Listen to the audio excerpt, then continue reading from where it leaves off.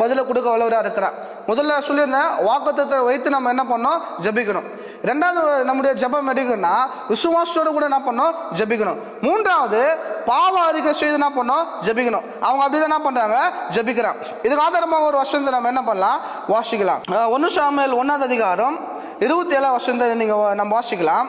இந்த பிள்ளைக்காக விண்ணப்பம் பண்ணினேன், நான் கர்த்தரிடத்தில் கேட்டேன், என் விண்ணப்பத்தின்படி எனக்கு அவர் என்ன பண்ணார், கட்டளையிட்டா சொல்லி நம்ம என்ன பண்ணுகிறோம், அந்த வார்த்தை, அந்த ஜெபத்தை நம்ம என்ன பண்றோம், கேட்கிறோம்.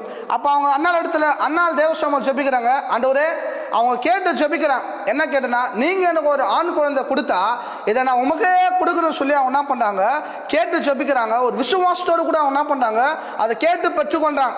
அவன் சொல்லியிருக்கலாம், நீங்க ஏதான ஒரு குழந்தைய கொடுங்கன்னு சொல்லி கேட்டுலாம். அவன் என்ன சொல்லி கேட்கறா, நீங்க எனக்கு ஆண் குழந்தைய கொடுத்தா அந்த ஆண் குழந்தை நான் என்ன பண்றேன், உமக்காக கொடுன்னு சொல்றான்.